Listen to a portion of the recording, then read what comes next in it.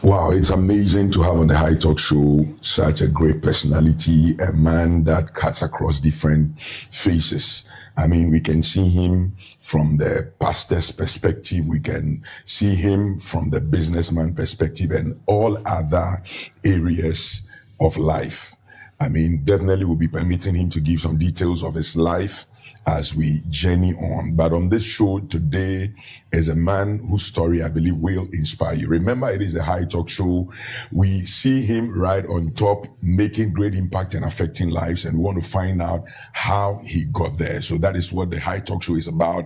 HIGH, how I got here. On the show today is Reverend Dr. Ismaila Hans Audu. And I'll allow him to say some bits of things about himself, and then we are going to get into his story, picking it from where he is now, and then we'll go a little back to find out where he was and how he got where he is today. Man of God, you are welcome. Thank you. It's amazing to have you, and I just could not wait for this conversation. Before we proceed, I just want to find out who is Reverend Dr. Ismaila Hans Audu. Just something quick about yourself. Okay. Thank you very much, and good day to your viewers wherever they are. It's an honor to also find myself on your studios. I don't take it lightly, so I thank you for everything. Well, Reverend Dr. Ismail, as you said, I was a Muslim for 24 years. I got born again at the age of 24. I was a Muslim for 24 years. I was born to a father who is a Dagomba and a mother who is a Kutukuli. So you are purely from the north? Yes, I'm purely from the north, from Dagbon, actually. So I'm a Dagomba person. Wow. From Pontamali. My ancestral lineage is they actually serve what's called a tender god, and the old man who is my great-grandfather is called by the title of it's called Gwaru. And what does that mean?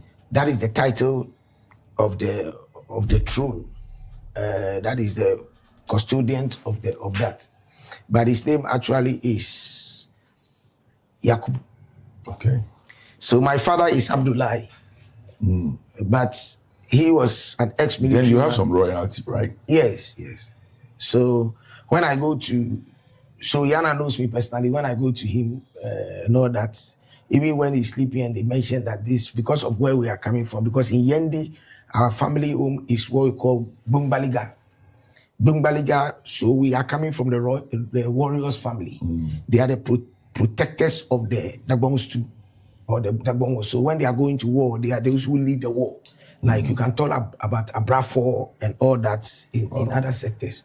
So I remember when I was road safety, which we'll get there, when we got to Yendi, and it was informed that I was leading the delegation, but this is where I was coming from. Yana quickly asked them to bring me in.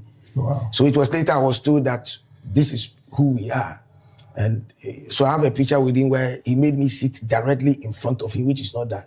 And then he took a picture with me, and he told them that he allowed to see them because of me. Wow. So we'll get to all those stories. So let's make it from day one. How did life begin? And possibly, if you wouldn't mind, add where exactly did life begin? I mean, when you came to consciousness as a young man, where did you find yourself and how was it like? That is the sight. You see how I smile. I was actually born in Cantonment in Accra. Okay. Well, then you were privileged. Yes. Okay. So because of the work of my dad, like I said, he was an ex-military man in the Second World War.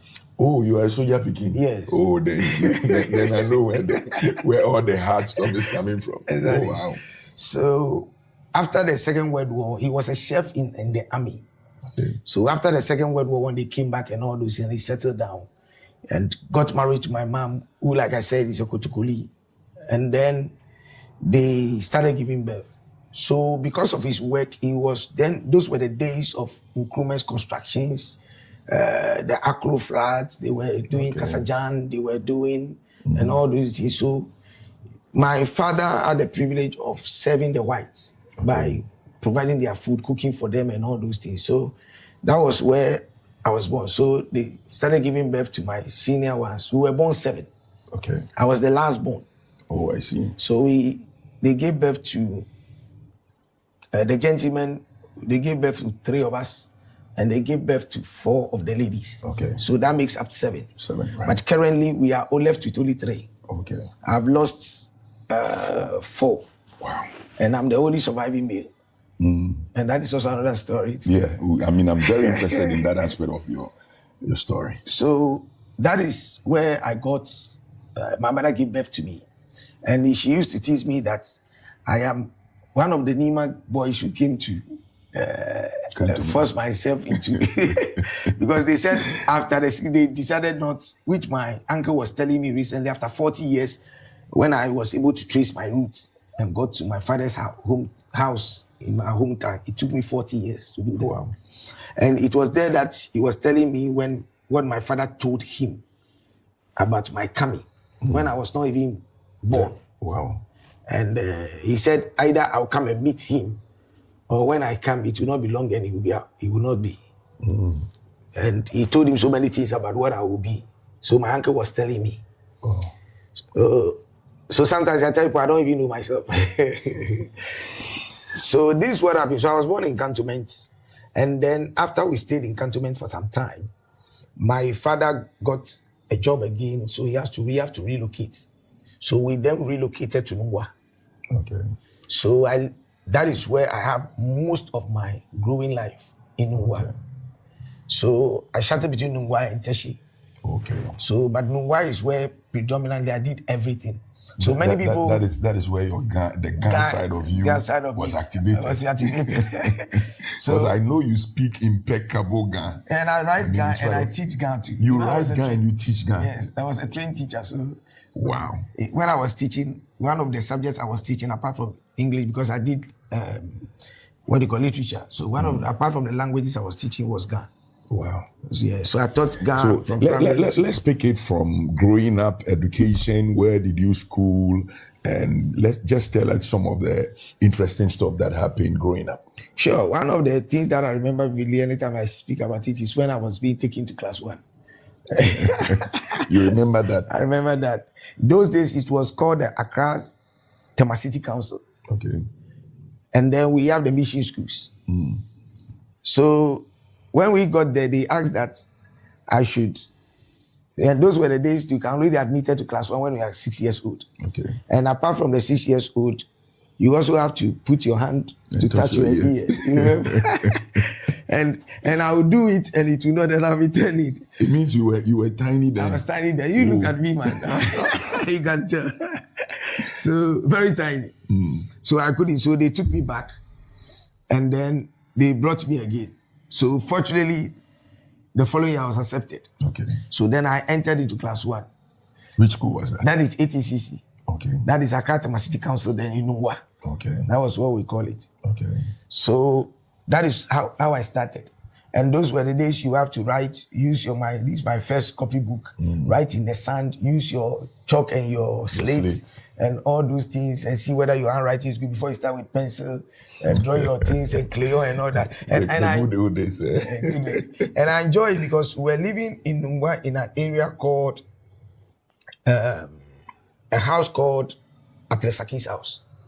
And that area is called Amanfa. Nungwa has 2 major sections, Amanfa and Sanchi. Okay. You know your area very well. Exactly. And the Sanchi people more or less are those who produce the king. Okay. And the Amanfa people produce what you call the Manklalo. Okay.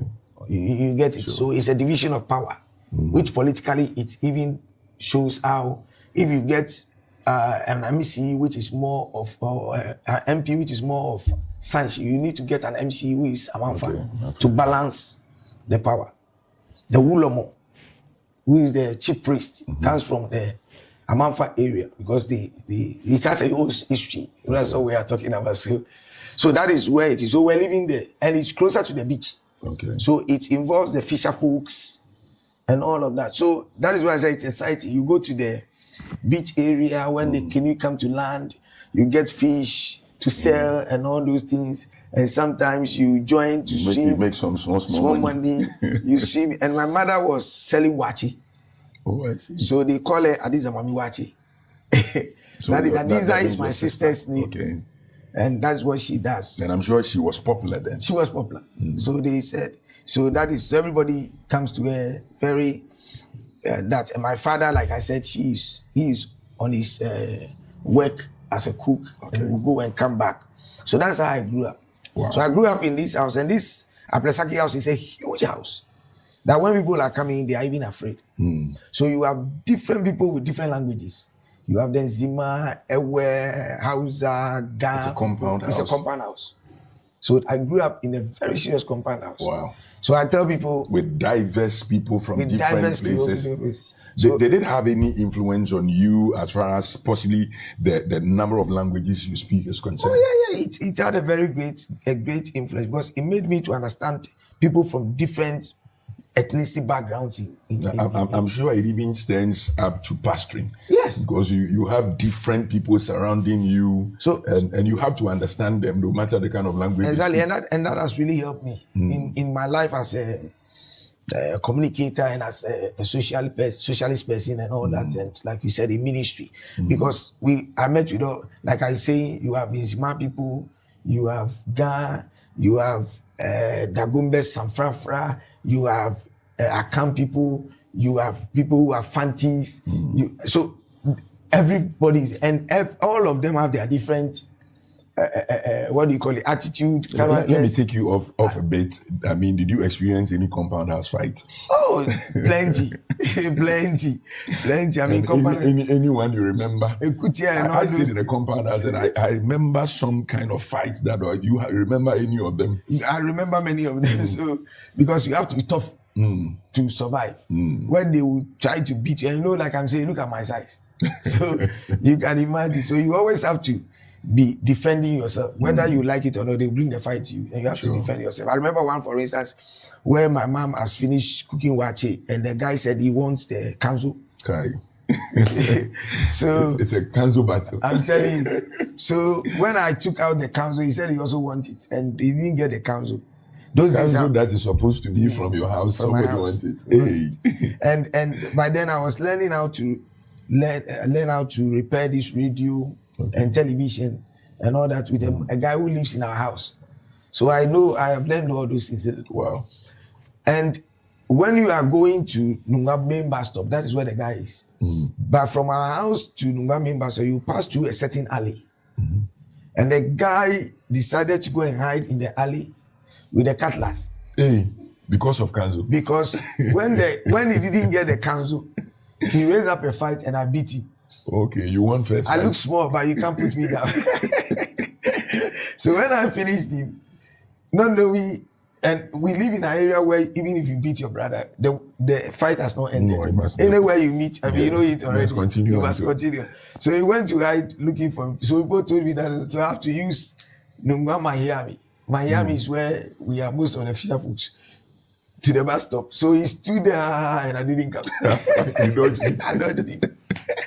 So I remember that very well. But it's exciting to live because you get to, like I say, you get to hear everybody. Yeah, you get diversity. You learn their lifestyle. You play together football. You do things. You go to the beach. You swim, fish, and all that.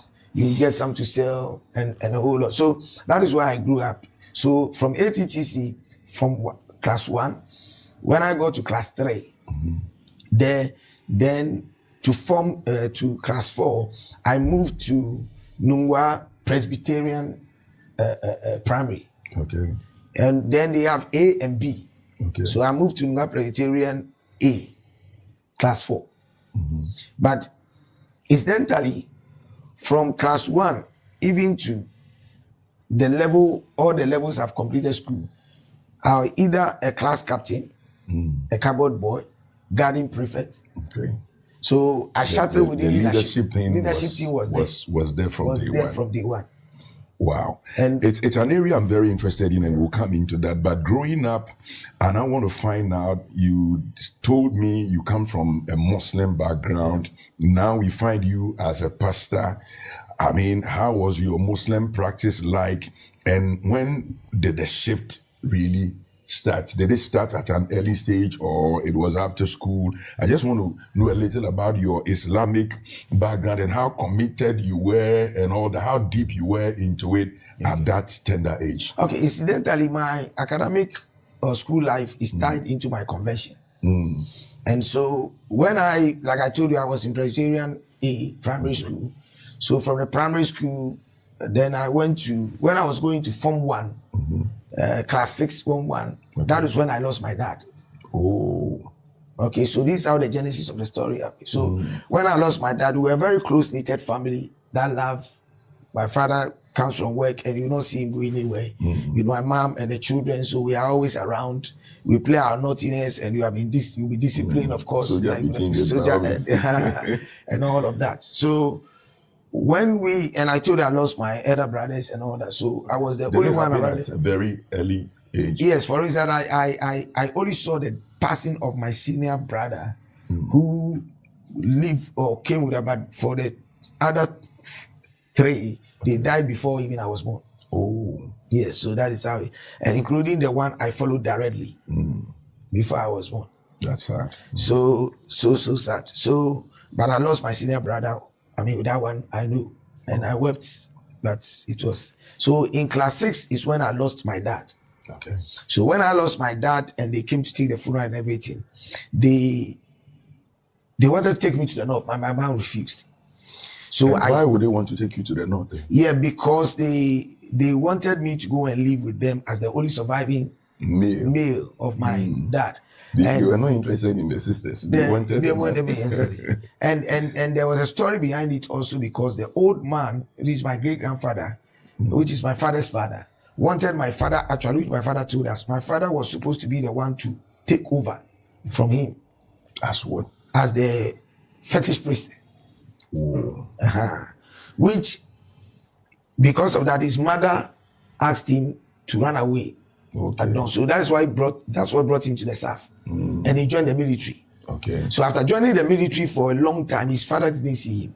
Okay. Until he came back and they gave birth to my senior. Oh, so obviously he became the next target. Yes. So when he went to visit, they were still looking for him, but he said no. So now that is not there. Even today, they are telling me that at this level. Exactly. So they said I should even come and because of that they have to shift it to another family to handle it for now. Waiting for they will convert it to church. It will become church service. So the anointing will break all those things. Exactly. So because of that, my mom made sure I didn't. That's why I told you that it took me 40 years to connect to my father's lineage, which we'll get there. So through school, when my father died in class 6, for instance, now it's up to my mom with Awachi and my 2 sisters, who were my seniors also ahead of me in the same Presbyterian school. Oh. So my aunties and uncles who were living in Ashaman, if you've seen any big trucks which goes to the Burkina Faso and all, they've written behind the Papaye. Papaye. Yes. So in Ashaman, they know that my mother's family, those who are listening might know in Ashaman, if you've been there before, my family side were those we called American boy.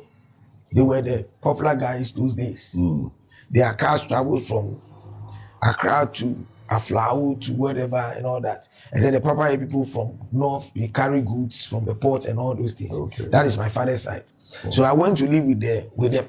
Okay. In the old den called Tulaku. And that is where I also learned another phase of life, where you can fight with knife and bottles. Come again. You have fought with knives and bottles before. Yeah. I mean, if anybody is in Ashama and knows old Tulaku and can tell you that he's a Tulaku boy, you should know that guy has seen anything. You must know how to handle bottles and knives. There's nothing you can show the person that will make the person afraid. If you're a Tulaku boy. So in Ungwa, also when you say you are coming from that, those are the areas where in Ungwa, when a thief doesn't steal, you can leave your door and nobody will pick. Because if you pick and they get you, they just take you to the kidney and that is all. Kill you. Oh, no. So, and Tulaku, so these are 2 hard areas I grew up in. And my auntie, for instance, she's into cocoa. She does cocoa and all that. So you only take your cocoa and your kuli in the morning or masa. You don't eat anything again. You go to school. So I attended Ashiaman and Bridge Presby for my Form 1. Those days, the 10 years education. So I was there in Form 1. So, but after a point, I felt there was a challenge, the school fees challenge and all that. I said, no. I have to leave. So I left them there again and came back to my mom in Uwa and then continued with. So you had to come back to your mom for your mom to start taking care of you because of the challenges you were facing over there. Because they said I should stop schooling and become a driver's mate and do business because all of them they are into me. My cousin, for instance, which I can say my son because like the mother actually is my, when you look at tradition, they started from selling meat in Tema, the meat market. And that is what translated them to this. So everybody in that area, you be taught how to drive and to do business. So they want me also to do that. And I said, no, I want education. Wow. So it became a challenge. But at that particular age, I mean, what really would have inspired you to be thinking of education, where at that point it looks like, I mean, that was the status quo. I mean, everybody around was looking at what made the difference. I'm very interested in that. Okay, I grew in a community in Uwa where we live like families. Okay. Where you don't even have somebody who feed you. You can walk into anybody's house and eat. Anybody will come to your house and eat. Okay. Mothers and fathers are friends, yet they will quarrel, like you said. Compound house fight, area fight, but that doesn't separate people.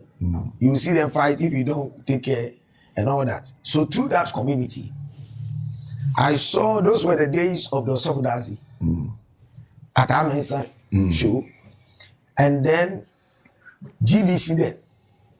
So television was black and white, and there was a family who has it in that community. They were the only people.